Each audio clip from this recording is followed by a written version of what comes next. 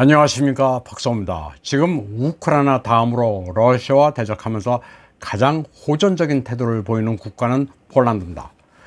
러시아에 대항하는 나토의 선봉을 자처하면서 대대적인 군비 증강을 서두르고 있습니다. 과거 원한이 있는 독일에게 2차 대전 피해 보상을 하라면서 으름장도 놓고 있습니다. 그러면서 소련의 스탈린에 의해 나라가 사라지기도 했다면서 러시아에 대해서도 극도로 적대적입니다. 그런데 폴란드도 서유럽 국가들처럼 에너지 비용 상승으로 인한 민생고를 겪고 있습니다. 우크라이나 분쟁에 폴란드는 국운을 걸었습니다. 역사적으로 우크라이나와도 앙금이 있지만 속내를 숨기고 전쟁을 틈타 잃어버린 르보프와 볼린 지역을 병합할 수 있지는 않을까 하는 기대도 하고 있습니다. 그러나 폴란드의 우크라이나 개입은 커다란 도박입니다. 전쟁에 잘못 말려들었다가는 국가와 민족이 절멸할 수 있기 때문입니다. 이에 대해 미슬 포스카 잡지의 칼럼니스트 부제미슬라프 피아스타는 쓸데없는 만용을 부리지 말고 심사숙고해야 한다는 취지의 글을 발표했습니다. 우선 그는 조사기관 SW 리서치의 조사 결과를 인용했습니다. 폴란드인들이 에너지 가격을 낮추기 위해 러시아의 부과한 제재를 완화하는 데 찬성하는지, 아니면 높은 가격을 감수하더라도 제재를 유지하는 쪽을 선호하는지를 묻는 설문조사였습니다. 그 결과 폴란드인의 60% 정도가 러시아에 대한 제재를 완화하거나 해제하는 것을 원치 않는 것으로 나타났습니다. 응답자의 16%만이 반대라고 답했고 거의 25%는 의견이 없다고 응답했습니다. 이는 폴란드인들이 증오하는 러시아인을 패퇴시키기 위해 더 많은 돈을 지불할 준비가 되어 있다는 것을 의미합니다. 피아스타는 여기에 질문을 던지고 있습니다.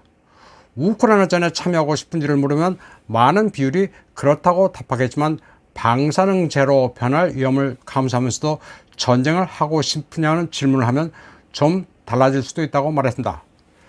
피아스타는 폴란드인들이 무한하게 용감한 민족이라고 느낄 수도 있지만 그것은 근본적으로 잘못된 생각이라고 시작했습니다. 그는 위험한 상황에서 두려움을 느끼지 않는 것은 용기가 아니라 정신장애라고 말했습니다.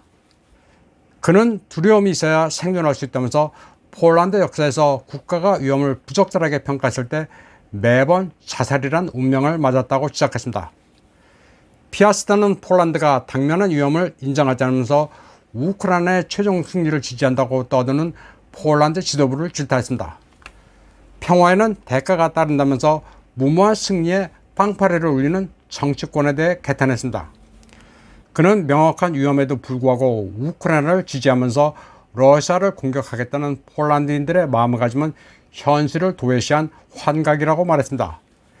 이제 겨울이 다가오고 있어 난방비가 부담스럽고 텅 빈 지갑과 텅 빈 냉장고만 남는 상황에서 그 책임을 누가 지느냐고 말했습니다. 막연히 국가를 이끌어가는 정치권이 알아서 하겠지 하고 안이하게 생각해서는 안 된다고 시작했습니다.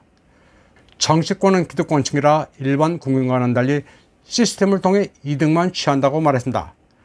그는 자신도 공동체의 일원이라면서 동포를 집어삼키고 있는 광기를 보면 근심이 떠나지 않는다고 말했습니다.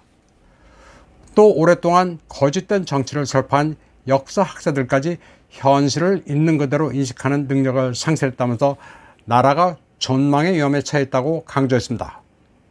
다음 소식입니다. 일론 머스크의 스페이스X가 운영하는 스타링크 시스템이 우크라이나 서비스를 중단한 것은 돈 때문인 것으로 나타났습니다. 스페이스X가 펜타곤에 영수증을 청구했지만 돈을 받아낼 수 없었기 때문입니다. CNN에 따르면 스페이스X는 위성 이용료를 못 받는 한 서비스를 계속 제공할 수 없다는 의사를 밝혔습니다. 지금까지 못 받은 대금은 8천만 달러, 연말까지 가면 미수금이 1억 2천만 달러나 되는 것으로 나타났습니다. 그리고 2023년까지 가면 누적액이 4억 달러로 늘어납니다. 스페이스X의 담당자는 더 이상 돈도 못 받은 채 2만 개에 이르는 스타링크 단말기를 사용하도록 할 수 없다고 밝혔습니다. 그동안 우크라이나는 스타링크 단말기를 이용해 통신, 지휘를 해왔으며 정밀 무기 사용과 포격에 이용해왔습니다.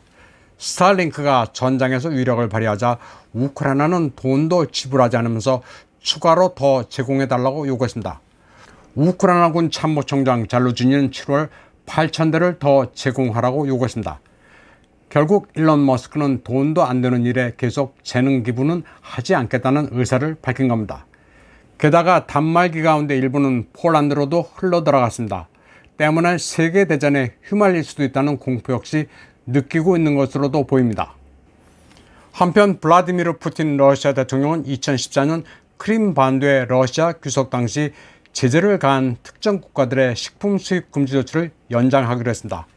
이 식품 수입 금지는 2023년 12월 31일까지입니다. 2014년 당시 서구 여러 국가들은 제재를 한다면서 식품의 대러시아 수출을 금지했었습니다. 그때만 하더라도 러시아는 식량 자급자족을 못해 먹을거리를 수입했습니다. 특히 리투아니아 같은 나라는 자국산 치즈의 수출을 금지했습니다. 무슨 치즈 하나 가지고 제재를 하는지 치졸하기 그지없었습니다. 이후 러시아는 자국산 브랜드 치즈를 개발해냈습니다.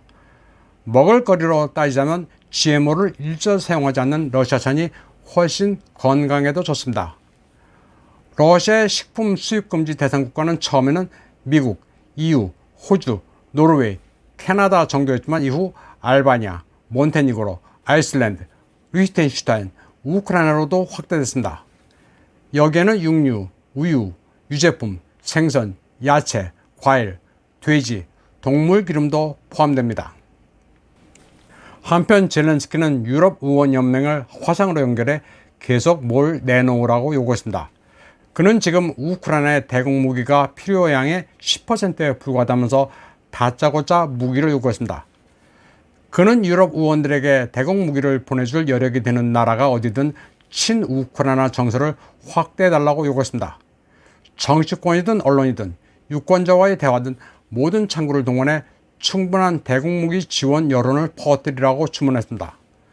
우크라이나의 방공망이 완전 괴멸됐음을 증명해주는 대목입니다. 하지만 서방이 어떤 무기를 얼마를 지원하든 언발의 오줌 누기입니다. 저렴한 이란제 드론을 무더기로 투입해 미사일을 소진시키고 그 다음에 칼리브르 같은 정밀 유도 무기로 타격하면 그만입니다. 젤렌스키는 여기서 그치지 않고 돈도 요구했습니다.